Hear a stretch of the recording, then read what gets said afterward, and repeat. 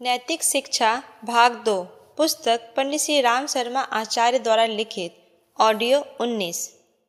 शिक्षित नारी अपनी शिक्षा का लाभ समाज को देने के साथ समय बचाकर उपार्जन भी कर सकती है।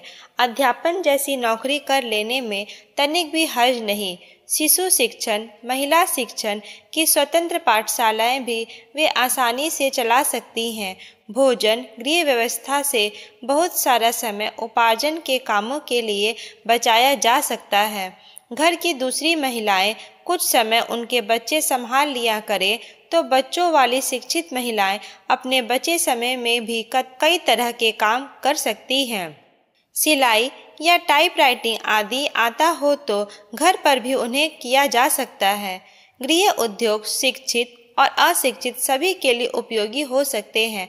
कढ़ाई, बुनाई, जरी का काम, कंठी माला बनाना, रेडीमेड कपड़े सीना जैसे काम घरेलू उद्योग की तरह कितनी ही जगह होते हैं और उनसे महिलाएं कुछ न कुछ उपार्जन करती रह सकती है।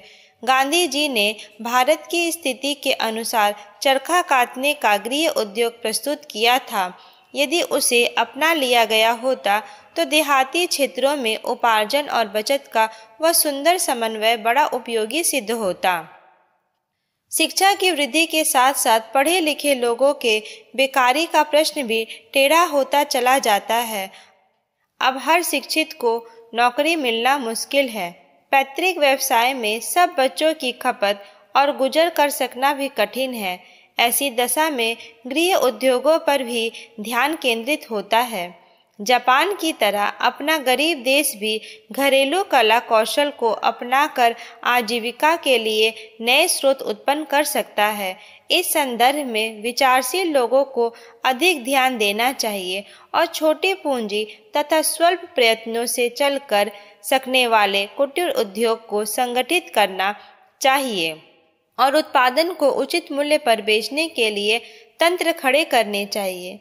एक दिन किसान की सेवा से प्रसन्न होकर एक तांत्रिक ने उसे एक ताबीज देकर कहा, बेटा, इसे जो कुछ भी मांगोगे वही देगा, पर एक बार ही देगा।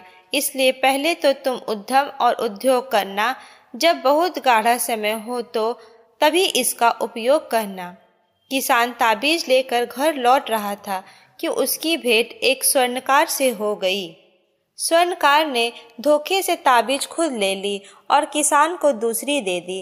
रात में स्वर्णकार ने ताबीज आंगन में रख कर कहा, सोना चांदी की वर्षा हो। सोने चांदी की इतनी वर्षा हुई कि सुनार उसमें दब कर मर गया। उधर गरीब किसान ने तांत्रिक की बात मानकर उद्योग किया, उसी में मालामाल हो गया। मथुरा में युग निर्माण विद्यालय ऐसी ही एक अच्छी शुरुआत है। यहाँ रेडियो ट्रांजिस्टर बनाना तथा सुधारना, बिजली फिटिंग तथा बिजली से चलने वाले पंखे, हीटर, लाउडस्पीकर आदि की मरम्मत, साबुन, फिनाइल, स्याही, सुगंधित तेल आदि का निर्माण, प्रेस का संपूर्ण शिक्षण, रबड़ की मुहरें, जिल्दसाजी जैसे अनेक उद्योग सिखाए जाते हैं। एक वर्ष में इनमें से कितने उद्योग सीखे जा सकते हैं। विद्यालय में जीवन जीने की कला तथा नव निर्माण के लिए कुछ महत्वपूर्ण रचनात्मक कार्य कर सकने की क्षमता भी छात्रों में विकसित की जाती है। जिस प्रकार उपरोक्त विद्यालय मथुरा में खोला गया है, उसी तरह अनेक विद्यालय गांव-गांव में खुल जाएं। सामान तैयार कराने और बेचने के लिए समितियां गठित हो या कोई व्यक्ति विशेष इस कार्य को अपने कंधों पर उठाए तो बेकारी की समस्या का समाधान हो, आर्थिक प्रगति के सूत्र मिले और मुरझाए चेहरों को ताजगी का एक नया आधार मिले। जहां अपने देश में गृह उद्योगों के शिक्षण, संगठन और विक्रय केंद्रों के संचालन की आवश्यकता है, वहाँ यह भी बहुत जरूरी है कि सर्वसाधारण के मन में श्रम के प्रति श्रद्धा उत्पन्न की जाए। दरिद्रता दूर करने के लिए प्रयत्न करें। मनुष्यों में जीवन स्तर उठाने एवं सद्गुणों के अभिवर्धन की दृष्टि से यह एक उपयोगी एवं आवश्यक कार्य है। यदि सर्वसाधारण की मनोभूमि में श्रम की उपयोगिता समा सके तो क्या गरीब क्या अमीर सभी हरामखोरी से बचने का रास्ता ढूंढ ले। सरकार लघु उद्योगों को संरक्षण दे, जनता श्रम में रुचि ले और उत्पादन को खपाने के लिए तंत्र खड़े हों, तो हमारी आर्थिक दशा सुधरे तथा हमारी प्रगति की दिशा में एक नया द्वार खुल जाए। प्रश्न 1, आर्थिक कठिनाई हम क्यों उठा रहे हैं? प्रश्न 2, आर्थिक कठिनाई की समस्या को हल करने के लिए क्या करना होगा? 3, जापान के आधार पर समझाएं कि उन्नति किस प्रकार की जा सकती है। 4, जापान की तरह नीति अपनाने पर हमें क्या लाभ हो सकते हैं। 5, हमारे देश में बेकारी की समस्या फैलने से क्या कारण है। 6, आराम हराम है, यह युक्ति हमें किस प्रकार आर्थिक दुर्दशा से उबरने के लिए पतवार का काम कर सकती है। 7, शिक्षित नारी भी किस विधि से आर्थिक स्थिति सुधारने में मदद दे सकती है। 8, शिक्षित युवकों की बीमारी की समस्या किस प्रकार हल की जा सकती है। 9, युग निर्माण विद्यालय किस प्रकार व्यक्ति को रोजगार, आर्थिक उन्नति प्राप्त करने में सहयोगी है। 10, सरकार, जनता तथा पूंजीपति इसमें कहां तक सहयोग दे सकते हैं। ऊंच नीच की मान्यता का अन्याय। पेशवा की सेना की ओर धुआं उड़ता देखकर तैमूर लंग ने पूछा, यह क्या हो रहा है? खुफिया अफसरों ने बताया, हिंदू एक दूसरे का छुआ भोजन नहीं खाते, इसलिए सब अपना अपना अलग अलग भोजन पका रहे हैं, उसी का धुआं है। तैमूर ने कहा, जो जाति इस तरह विभक्त हो उसे जीतना क्या कठिन है। उसी समय हमला बोल दिया और पेशवा की सेना जीत ली गई। घोड़ा, गाय, बंदर, कबूतर आदि पशु पक्षियों की तरह मनुष्य भी एक जाति है। उसके रंग, आकृति में प्रदेश और प्रकृति के कारण कुछ अंतर भी हो सकता है, पर मूलतः वे एक ही वर्ग या जाति में गिने जाते रहेंगे। यदि भाषा, प्रदेश, आकृति, प्रकृति आदि के आधार पर उनका वर्गीकरण भी किया जाए तो भी उससे मूल जातीय एकता में कोई अंतर नहीं आता। मनुष्य भगवान का पुत्र है। पिता को अपने हर बच्चे से समान प्यार होता है और वे सभी बच्चे एक वंश वर्ग में माने जाते हैं। परस्पर भाई भाई एक ही परिवार एवं वंश के होते हैं। प्राचीन काल में कार्य और व्यवसाय के विभाजन की दृष्टि से समाज को ब्राह्मण, क्षत्रिय, वैश्य और शूद्र इन चारों वर्गों में बांटा गया था। यह विभाजन स्वाभाविक है। इस विभाजन से स्वाभाविक सुविधा रहती है और वंश परंपरा से चली आने वाली कुशलता में अक्षुण्णता एवं अभिवृद्धि होती चलती है। योग्यता, प्रकृति, परिस्थिति एवं अभिरुचि के अनुसार इस कार्य विभाजन में किसी को कोई आपत्ति नहीं हो सकती, पर कठिनाई तब उत्पन्न होती है जब वंश या कार्य के कारण किसी वर्ग को ऊंच और किसी को नीच बताया जाने लगे।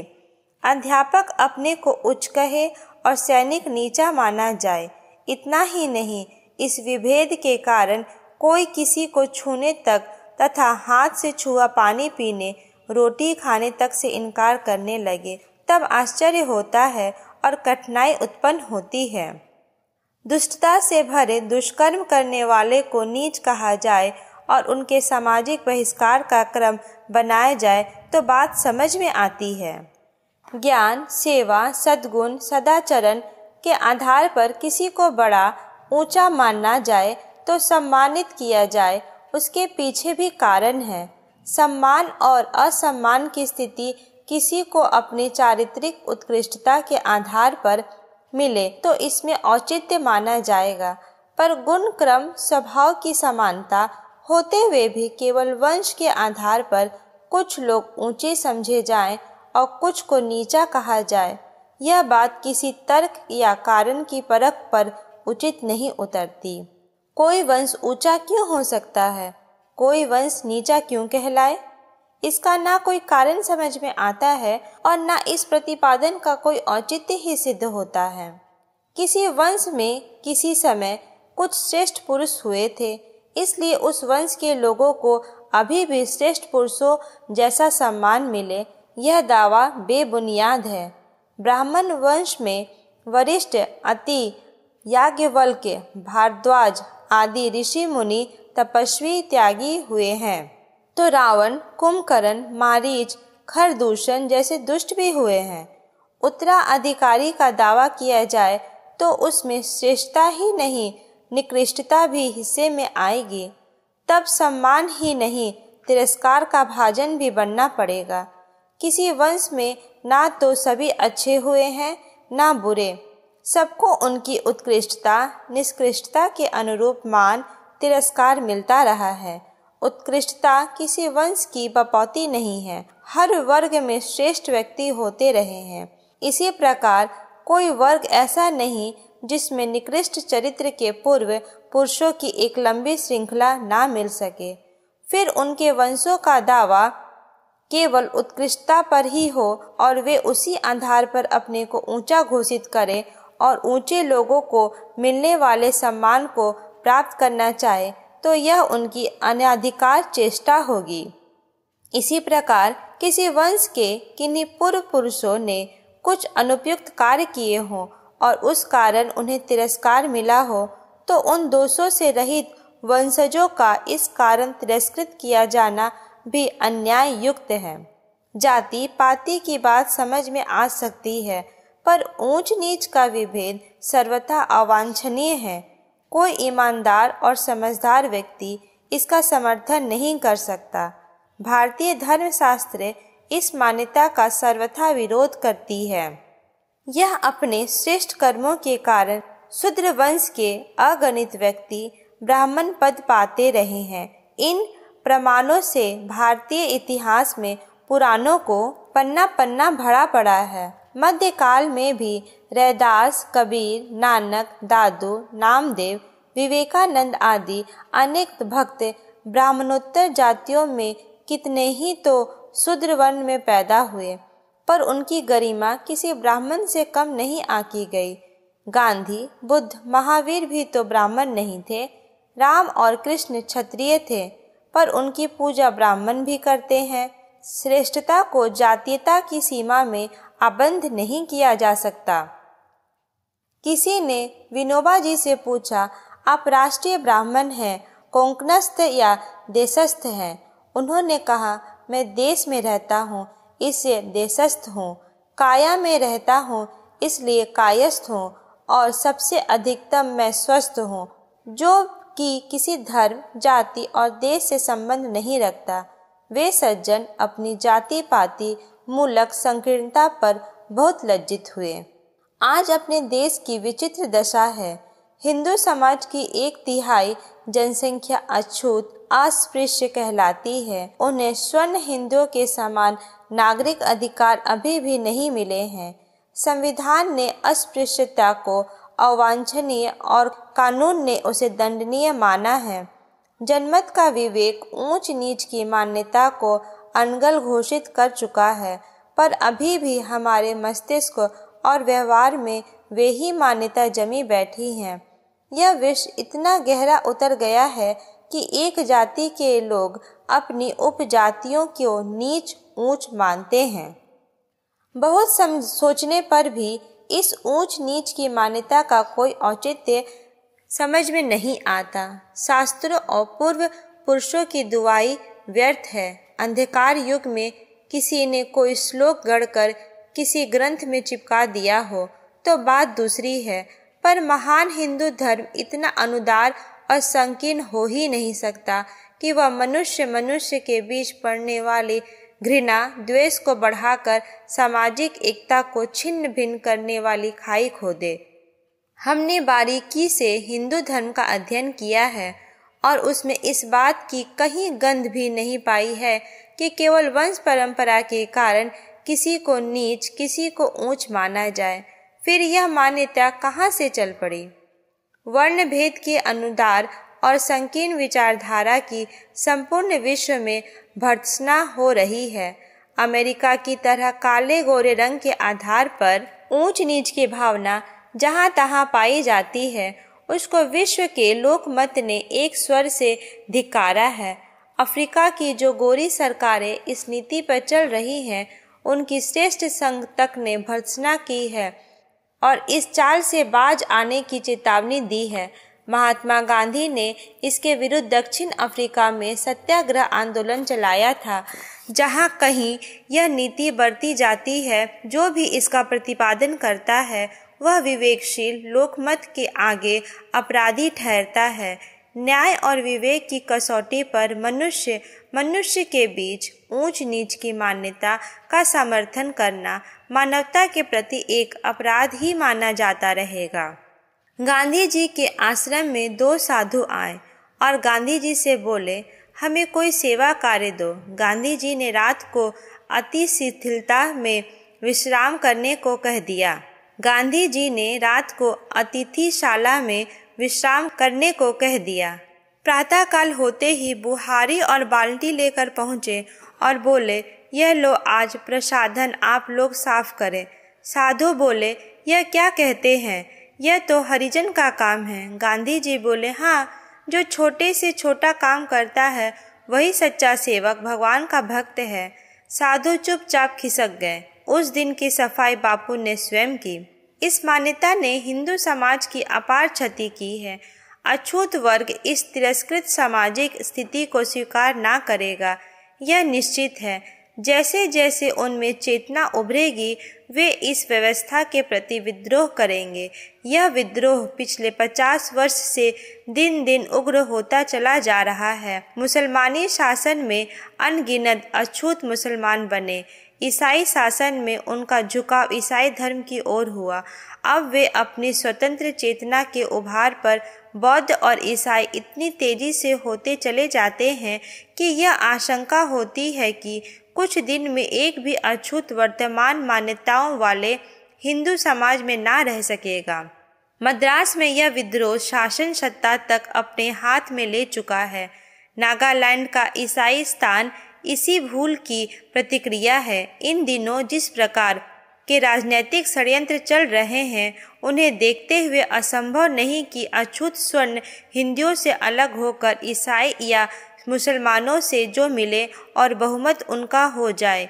ऐसी दशा में स्वर्ण हिंदुओं को सामाजिक अन्याय का कैसा कठोर प्रायश्चित करना पड़ेगा, उसका अनुमान लगा सकना किसी भी दूरदर्शी के लिए कठिन नहीं होना चाहिए।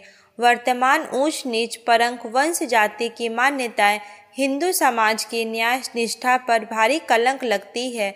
इसे विश्व के हर विचारशील वर्ग में हमारी अप्रतिष्ठा होती है। हमें संकीर्ण, अनुदार और अन्यायी कहा जाता है। सामाजिक दृष्टि से हम छिन्न भिन्न, विभाजित और अस्त व्यस्त होते हैं। अन्याय का दोस्त लगाकर अपना ही 1/3 वर्ग अपने से अलग हो जाते हैं। यह हमारे लिए हर दृष्टि से लज्जा की बात है। बात यहीं तक सीमित नहीं, हमारी अनीति से क्षुब्ध होकर दूसरे धर्मों में गए हुए अपने लोग अगले दिनों प्रतिशोध की भावना से ओतप्रोत होंगे और अपनी करतूतों का दंड करा करा कर भुगतना पड़ेगा। अच्छा हो हम सब समय रहते चेते, अपनी भूल सुधारें और मानव मात्र की एकता एवं समता में सार्वभौम न्याय सिद्धांत को स्वीकार करें। ऊंच नीच की मान्यता का जितना शीघ्र उन्मूलन हो, उतना ही हमारा कल्याण है। प्रश्न 1, सिद्ध कीजिए कि मनुष्य मात्र की जाति एक है। 2, प्राचीन काल में समाज को कितने वर्ग में बांटा गया था, वह क्यों? 3, ऊंच नीच का आधार गुण होना चाहिए या वंश? 4, क्या पूर्वजों के कारनामों के कारण उनके वंशजों को ऊंच नीच का माना जाना चाहिए? 5, आज भारतीय समाज की विचित्र दशा क्यों है? क्या प्राचीन काल में जाति भेद था? 6, वर्ण भेद की संकीर्ण नीति से देश का क्या अहित हुआ? 7, हिंदू समाज की संख्या निरंतर कम होने का क्या कारण है? 8, हिंदू समाज को संकीर्ण, अनुदार एवं अन्यायी क्यों कहा जाता है? 9, ऊंच नीच के मामलों में हमारा कर्तव्य क्या है?